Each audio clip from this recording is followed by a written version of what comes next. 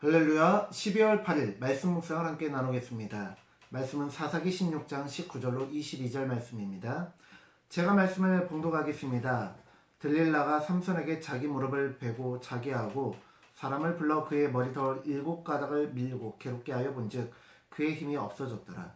들릴라가 이르되 삼손이여 블레셋 사람이 당신에게 들이닥쳤느니라 하니 삼손이 잠을 깨며 이르기를 내가 전과 같이 나가서 몸을 떨치리라 하였으나 여호와께서 이미 자기를 떠나신 줄을 깨닫지 못하였더라. 블레셋 사람들이 그를 붙잡아 그의 눈을 빼고 끌고 가사에 내려가 노줄로 매고 그에게 옥에서 맷돌을 돌리게 하였더라. 그의 머리털이 밀린 후에 다시 자라기 시작하니라. 아멘. 오늘은 사사기 16장 19절로 22절 말씀을 본문으로 해서 자기 중심과 하나님 중심이라는 제목으로 하나님의 말씀을 전하겠습니다. 삼손은 이미 20년 전 블레셋 여인과 혼약을 하고 결혼을 하려고 했지만 배신을 당했습니다. 그런데 20년이 지난 지금 이제 또다시 블레셋 도시 중 하나인 가사의 아름다운 귀생 들릴라를 사랑하게 됩니다. 그리고 그 여인을 사랑하여 자신의 비밀을 모두 실토합니다. 삼손이 들릴라를 사랑하여 자신의 힘의 비밀을 이야기한 것은 하나님보다 세상을 더 사랑했다는 것을 뜻합니다. 삼손은 나실인입니다. 나실인은 자신을 구별하여 포도주와 술을 금해야 합니다. 시체도 만져서는 안 됩니다. 머리를 밀어서도 안 됩니다. 그러나 그는 사자의 사체를 꺼리낌 없이 만지고 포도주와 독주를 즐기는 등 자신이 나실인이라는 자각 자체가 없었습니다. 그는 하나님의 사명은 안중에도 없었습니다. 그는 선천적으로 주어진 자신의 힘이 가장 중요했습니다. 그러나 그 힘을 주신 하나님은 신경도 쓰지 않았습니다. 즉 그는 자신을 최우선으로 살았다는 것을 뜻합니다.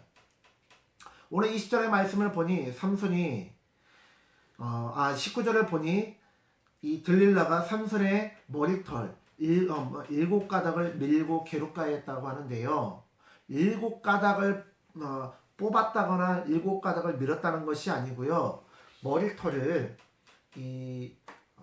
힙합이라든지 그런 사람들 보면 머리를 막 이렇게 흑인들처럼 막 이렇게 마른 거 있잖아요. 막 그런 머리 막 이렇게 몇 겹으로 우리도 아이들 머리를 막 2갈래 3갈래로 땄잖아요. 그런데 머리를 7가닥으로 따았다는 소리예요.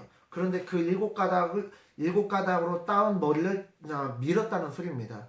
즉 오늘 본문의 말씀은요 다 밀었다는 소리예요. 그러니까 22절에 보면 그의 머리털이 밀린 후에 라고 나오죠. 근데 중간에 잡혀가서 눈이 뽑히고 그런 일은 있지만 머리털을 밀렸다는 소리가 없잖아요. 즉 들릴라가 삼손의 머리를 밀었다는 걸 뜻합니다. 여러분, 들릴라가 삼손의 머리털을 밀었는데요. 세상을 사랑하여서 세상에게 자신의 힘의 비밀을 털어놓은 삼손은 결국 들릴라에 의해서 머리카락이 다 밀리게 됩니다. 중요한 것은 머리카락이 아니고요. 그가 구별된 삶을 살았느냐 살지 않았느냐예요. 나실인은 본인이 부정한 일을 했을 경우 그의 머리털을 밀고 정결 예식을 치른 후에 그의 머리털을 밀고 다시 한번 머리를 기르고 정결한 나실인의 삶을 살 수 있는데요. 삼손은 전혀 그런 거 신경 쓰지도 않았어요. 나실인은 죽은 자기의 부모랄지라도 죽은 사람의 시체를 만져서는 안 되지만 어떻게 했어요? 자신 찢어 죽인 그 사자의 몸에 꿀이 있는 것을 보고 꺼리낌 없이 가서 꿀을 떠다가 먹었습니다. 그는 포도주와 독주를 마시면 안 되지만 그는 꺼리낌 없이 술을 마셨습니다. 다만 하나님께서 말씀하셨던 머리를 밀지 말라는 것은 잘 지켰어요. 왜요? 자신의 근원은 힘이거든요. 그런데 자세히 보면 그 힘의 근원은 누구예요? 하나님이라는 것은 깨닫지 못하고 그냥 자기 멋대로, 제 멋대로 살아갑니다. 자기 중심적으로 살았던 삼손, 태양이라는 이름의 삼손, 하나님의 사명 완수보다 세상을 더 사랑하여 세상의 가치관대로 살았던 삼손은 결국 자신이 좋아하는 세상에 의해 삶의 밑바닥까지 추락합니다. 그는 21절의 말씀을 보니까 블레셋 사람들이 그를 붙잡아 그의 눈을 빼고 끌고 가사에 내려가 노줄로 매고 그에게 옥에서 맷돌로 돌리게 하였더라. 여러분, 맷돌로 돌리는 건요, 사람이 하는 거 아니고요, 짐승들이 하는 겁니다. 사람보다 힘이 갑절이 센 짐승들이 하는 거예요. 이 노예가 한다는 건요, 정말 인간 이하의 취급을 받았다라는 거예요. 삼손에게 치가 떨리던 블레셋 사람들이 20년 동안 삼손에게 시달렸던 블레셋 사람들이 어떻게 해서든지 자신들의 그 분노를 풀기 위해서 삼손을 인간 이하의 취급을 했다는 것입니다.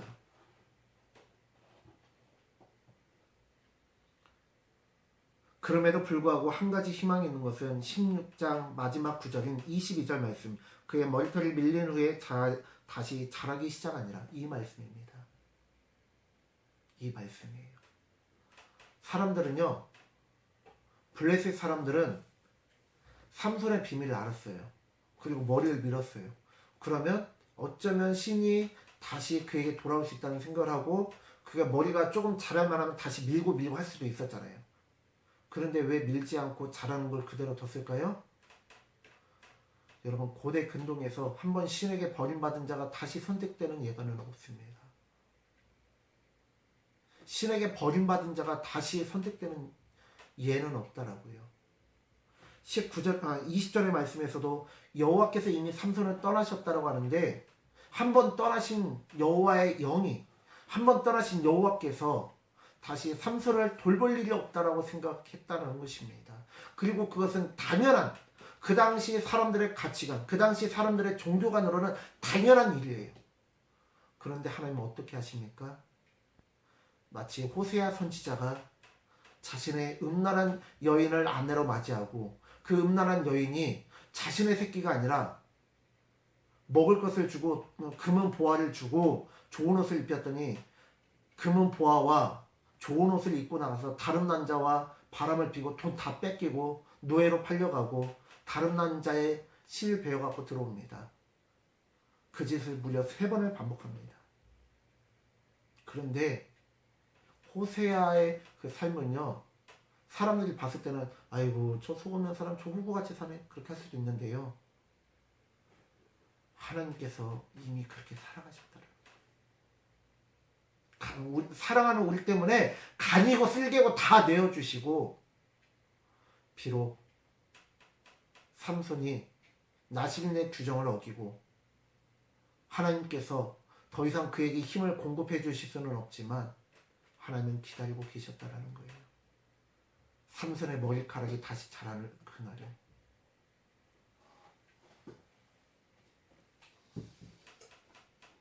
저는 오늘 본문의 말씀을 보면서 한 가지 안타까운 것을 생각해 봅니다.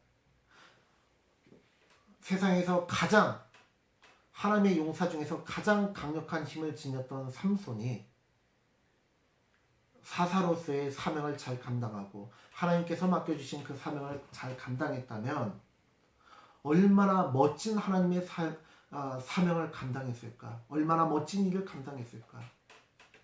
하나님께서 전무후무한 지혜를 주셨던 솔로몬이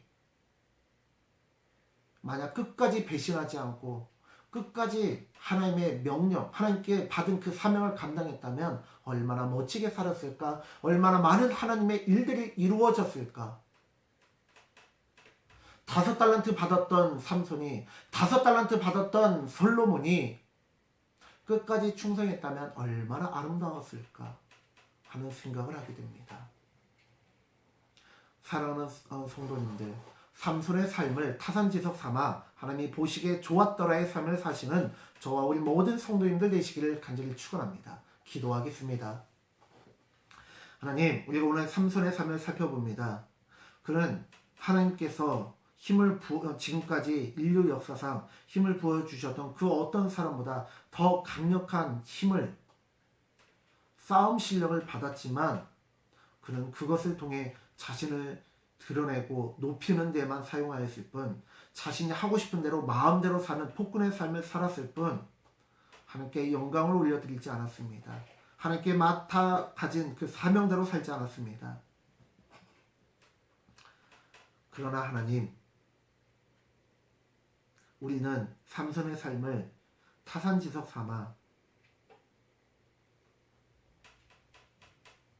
비록 연약하고 부족하지만 보잘것없는 삶이지만 우리의 삶은 한 달란트 받은 삶이지만 한 달란트, 두 달란트밖에 받지 못한 삶이라 할지라도 끝까지 충성하여서 나에게 맡겨주신 그 사명을 아름답게 잘 감당할 수 있는 우리의 삶이 되게 하여 주시옵소서. 감사드리며 예수님의 이름으로 기도드립니다. 아멘. 사랑하는 성도님들, 오늘 하루도 나에게 삼손과 같은, 솔로몬과 같은 그런 능력이 없다고, 세계적인 부자들 같은 부요함이 없다고 원망하지 말고 나에게 주신 그 달란트를 소중히 여기며 끝까지 충성하는 우리 귀한 성도님들 되어주시길 간절히 축원합니다. 샬롬.